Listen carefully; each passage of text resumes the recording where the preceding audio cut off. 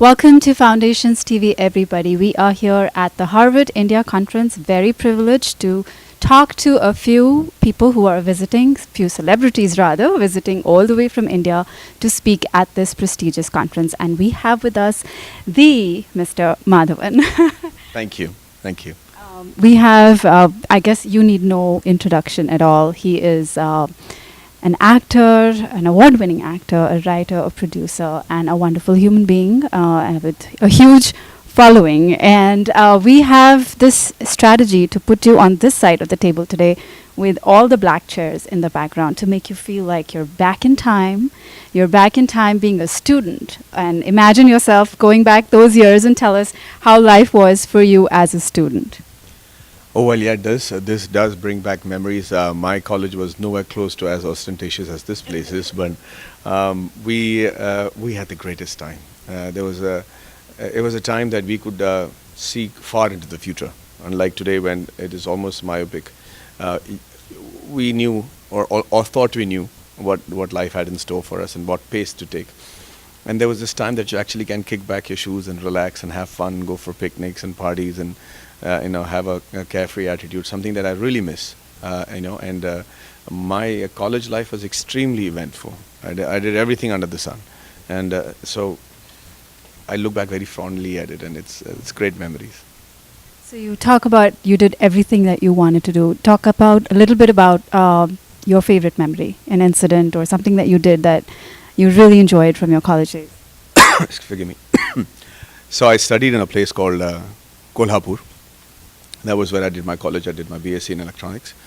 And during that time, I had taken a bet with my father, who thought that I was brought up in a very, let us say, privileged atmosphere. He thought that I could never join NCC. And he had been a senior under officer, which is a great qualification in the National Cadet Corps. And we had a bet for 1 rupee that I would become not only a senior under officer, but even better it. And the bet was on because it was supposed to be a very tough thing to do. But it became a passion for me. And then I trained for 2 years. I got selected as not just the senior under officer. I went to the Republic Day camp, which is supposed to be extremely, prestigious. And then I got selected as a defense cadet to go and train with the Royal Army, Navy, and the Air Force. By and large, when I came back to college, the most memorable incident that you were asking me about was this talk that I had with the principal, who looked at me and said, we can't allow you to sit for exams because you have 2% attendance. Where you have to have 80%. I'm like, hey, okay, so you decide, because if you're going to stop me from going to the exams, I have no choice but to leave this college and go somewhere else, because I brought you all these laurels and all the name, and you've been in the newspaper for the past 3 months continuously. How will it sound if I left the college? So he's like, you drive a hard bargain, but how are you going to sit for statistics 2%? But thankfully, that year the statistics exam was computer programming or something like that, which I managed to scrape through. But I could see his face when he said you have 2% attendance, and it was quite unforgettable. Yeah. Wonderful. So this Zabardast attitude of getting what you want just because you want it, did that carry through in the film industry as well? When you go into the film industry, you start using a lot of things as your walking stick, because it's a challenging industry to be in, and sometimes you also manifest incidences and support systems that you don't actually have to survive that particular moment. Thankfully for me, I always had facts as my only support system. So there was never a lie involved in projecting who I was. Even when I was talking to my principal, there wasn't a lie there. It was actual facts. So when you know what ground you're standing on and you're firm about it, for me it really worked. Then there was no pushing back from there. And it's just what you wanted to achieve from there that would then help me form the words that I would create to say what I wanted to, and it usually worked. Wonderful. Now, you, of course, are a star, and everywhere you go, people follow you around, and you have a great following on social media as well. Now, in today's world, what's your definition of being a celebrity, and what do you think the role of social media is in the life of a celebrity? Social media started off as being also one of the activities that people will indulge in, but now it is by far the biggest responsibility, and it's also one of the places that you need to be and know the kind of stuff that you say.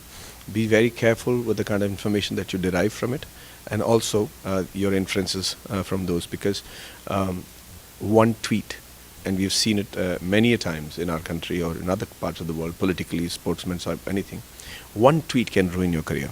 One irresponsible word can actually ruin many lives and careers. And I've seen that happen.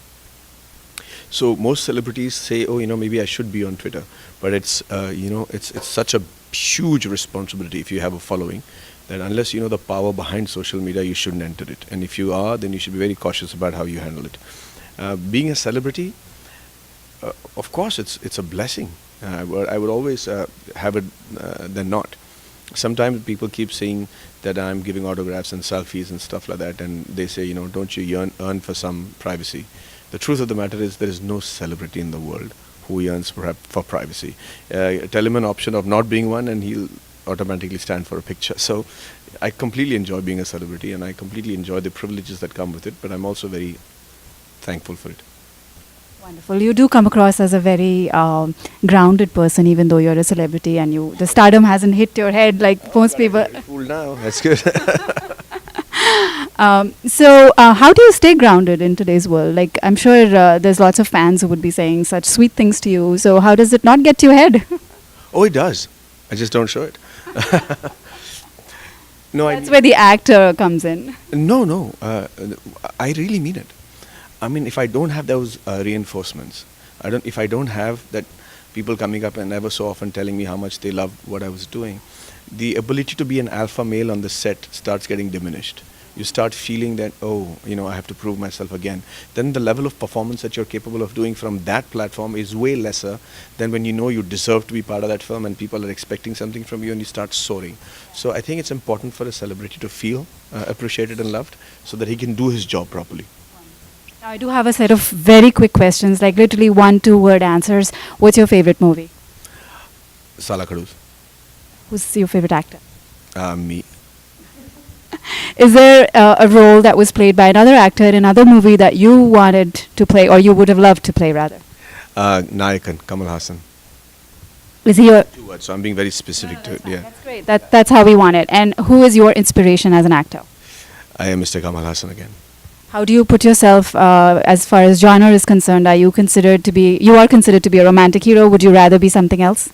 I'd rather be everything else. Example? A lover boy, a mean action hero, somebody who's great at drama. I can't quite put that in 2 words, but almost every character that is to be played, I would love to be playing it. One last question. What is your sense of adventure in life? The ability to have one new experience in a day, or to provide one new experience in a day, would make myself the most adventurous day that I've had. Wonderful. We enjoyed our conversation with you. Hope you did too, and I hope everybody else does too. Thank you so much for being kind. Thank you. Guys, this is Madhavan and you're watching me on Foundations TV.